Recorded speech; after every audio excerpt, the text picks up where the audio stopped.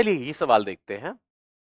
इसमें कहा गया है एक ऑयल ड्रॉप है जिसका चार्ज हमें गिवन है 96 माइनस 96 इंटू 10⁻⁻19 और उसका मास भी हमें गिवन है। मास कितना दिया है? तो मास कुछ ऐसा दिया हुआ है।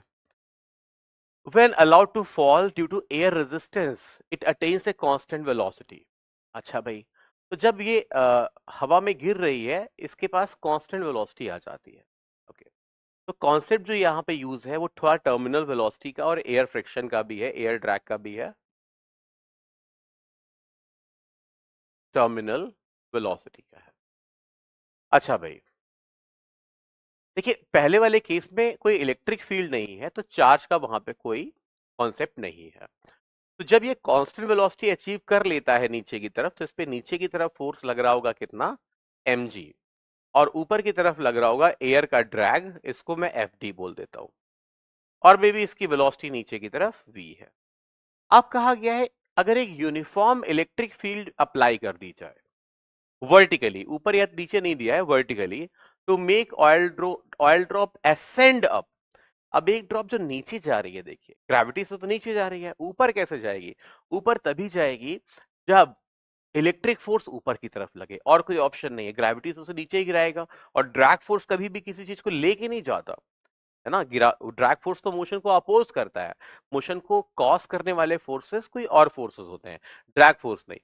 तो अगर ये बॉल ऊपर की तरफ जा रही है, इसका मतलब उसे इलेक्ट्रिक फोर्स ऊपर खींच रहा होगा। और अगर नेगेटिव चार्ज को इलेक्ट्रिक फोर्स ऊपर खींच रहा है, इसका मतलब इलेक्ट्रिक फील्ड डाउनवर्ड है। तो हमने डाउनवर्ड इलेक्ट्रिक फील्ड लगा दी, चलिए मान लीजिए ई। तो इस पे क्या होगा? इस पे जो ऊपर की तरफ फोर्स लगने लगेगा, इलेक्ट्रिक फोर्स कितना लगेगा जी? क्यूई। एमजी अभी भी नीचे की तरफ लगेगा, एमजी अभी भी नीचे की तरफ लगेगा।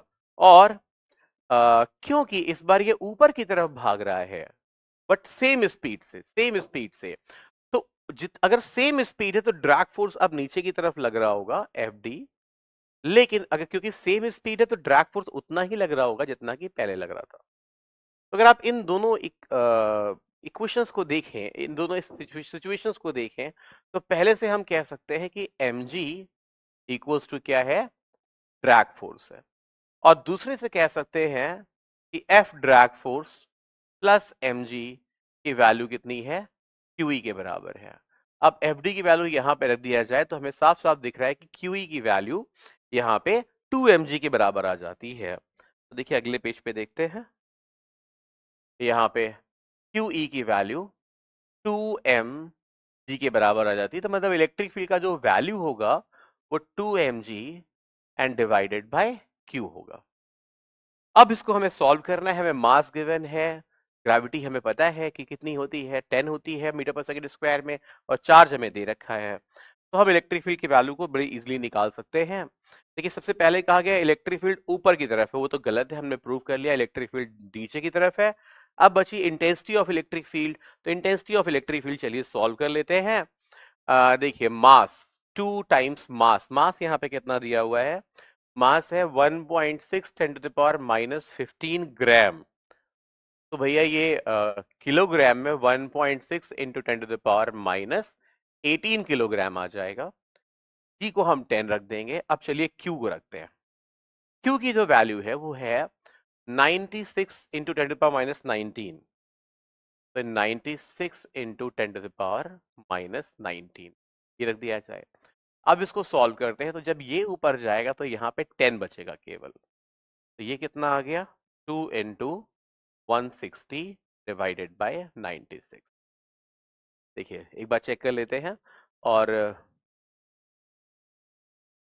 जरा इसको सॉल्व किया जाए तो देखिए क्या आता है। तो 16 से इसको कैंसिल कर देते हैं, तो 10 बचा ऊपर, और यहाँ पे हमारे पास 6 बच जाएगा। तो ये आ जाएगा कितना? How much? ये आ जाएगा 20/6, दैट इज 10/3। तो 10/3 न्यूटन पर कूलॉम ये हमारी फील्ड आनी चाहिए। तो यहाँ देखते हैं कितना आ रहा है। तो ये 10/3, यहाँ पे आंसर कितना है? 100/3 है, या 10⁵/6 है। तो ये तो मुझे आंसर सही नहीं लग रहे हैं। यहाँ से हमने देखिए सॉल्व किया है, एक बार फिर से कैलकुलेशन को चेक कर लेते हैं। 2mg/q, तो 1/3 का तो ऑप्शन आ रहा है, और ऊपर एक बार और देख लिया जाए तो मास हमें दिया गया था 1.6 इंटू 10⁻⁻15। अच्छा ठीक है। इसको किलोग्राम में हम कन्वर्ट करेंगे तो 10⁻³ से और मल्टीप्लाई करेंगे 10⁻18 आ जाएगा। तो ये 1.6 इंटू 10⁻18, जी की वैल्यू हमने 10 रख दी है। क्यू हमारे दिया हुआ था, क्यू हमें दिया हुआ था हाउ मच, 96 इंटू 10⁻19। मुझे लग रहा है डेटा में कुछ प्रॉब्लम है, बट हमारा जो आंसर है very closely resembling option C. तो सी मेरे ख्याल से ठीक होना चाहिए, मेरे को एक बार चेक करने दीजिए। ठीक है, बट हम बिल्कुल सही आ गए हैं, शायद डेटा में कुछ प्रॉब्लम दिख रही है मुझे। Let me check the answer. हाँ, आंसर सही है हमारा। ओके, आंसर हमारा यही आ रहा है, सी आ रहा है। बट 10 का एक फर्क पड़ रहा है, तो एक बार आप कैलकुलेशन को चेक करिएगा। बट हमारा तरीका बिल्कुल सही है, यहाँ पे कोई डाउट नहीं है इसमें। ओके, चलिए आगे बढ़ते हैं। मुझे लग रहा है कि हम सही कर रहे हैं, डेटा में कुछ प्रॉब्लम है, तो उसी से आंसर में गड़बड़ हो रही है।